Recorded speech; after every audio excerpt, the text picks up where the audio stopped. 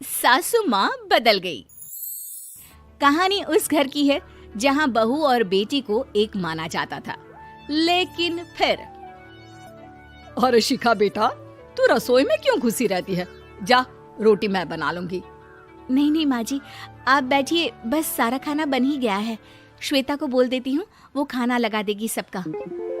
Sorry भाभी, मेरे पास वक्त नहीं है। माँ, मुझे पैसे देना, पार्लर जाना है। हाँ हाँ चली जाना, भाभी को भी ले जाना। वो भी जाने को बोल रही थी पार्लर, पर पहले ना मदद कर दे उसके खाना लगाने में। देख माँ, वो बहू है, उसे बहू रहने देना, इतना सर पर मत चढ़ा भाभी को। श्वेता, ज्यादा मत बोला कर। बहू और बेटी में कोई फर्क नहीं होता है। जा जाकर काम कर।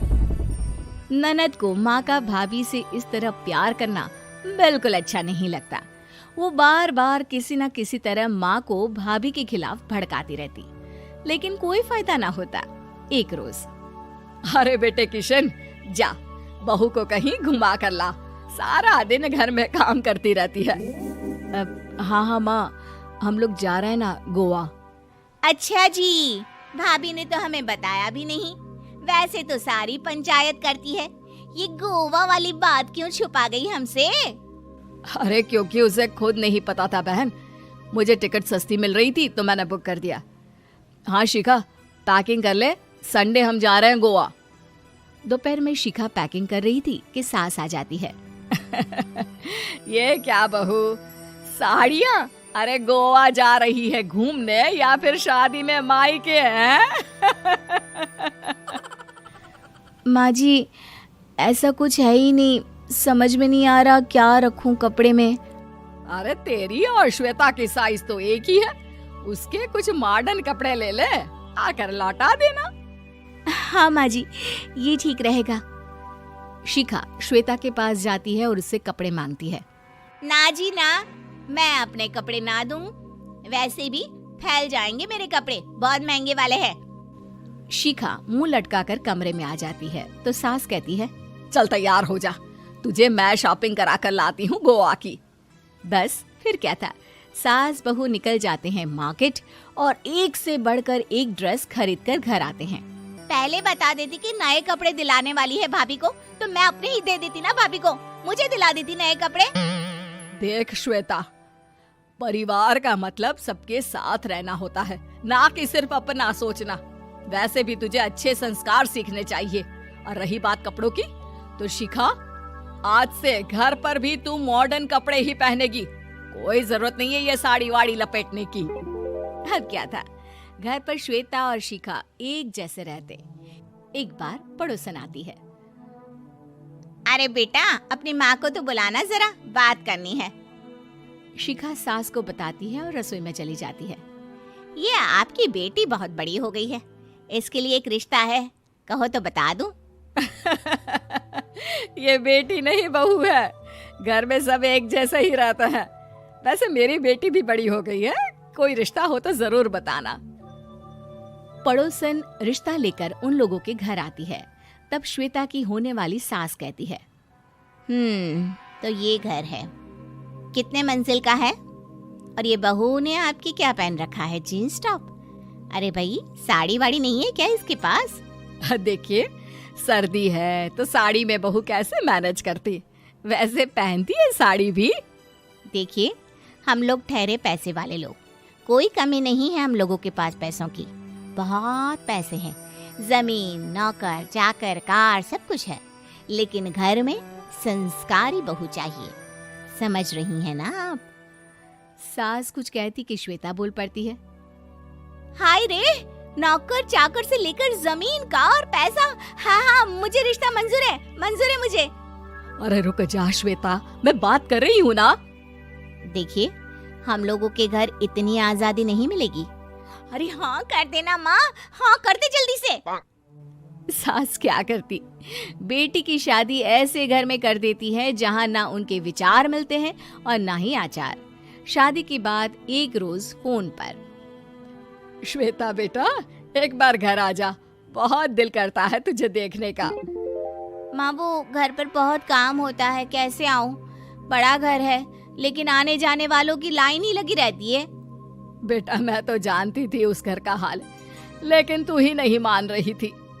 माँ देख, हर घर का यही हाल है। तेरी बेटी को यहाँ घूंघट हटाने की परमिशन नहीं है और एक तरफ भाभी स्कर्ट पहनकर घूम रही है।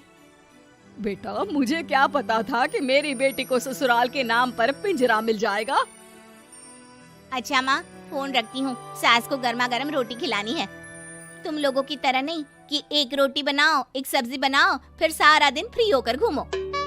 सास फोन तो रख देती है, लेकिन सोच में पड़ जाती है कि एक तरफ बेटी जिसे कोई आजादी नहीं, वहीं दूसरी तरफ बहू जिसे देखकर लगता ही नहीं कि उसकी शादी भी हुई है। अगले रोज। शिखा, अरे ओ शिखा। हाँ माँ, क्या हुआ? कुछ चाहिए आपको? मैं जिम जा रही थी। जिम के कपड़ों में बहू को देखकर सास को घूंघट में अपनी बेटी का ख्याल आता है। देख बहू, घर में बहू की तरह रहा कर। इतने टाइट कपड़े पहनकर जिम जाना पसंद नहीं मुझे। जा जाकर रोटी बना।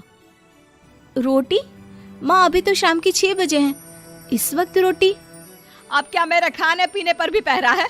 अरे जब मर्जी तब मैं अपने घर में खा भी नहीं सकती क्या? बहू को अजीब लगता है। वो समझ नहीं पाती कि जो सास कल तक इतनी सपोर्टिव थी, उन्हें अचानक से क्या हो गया।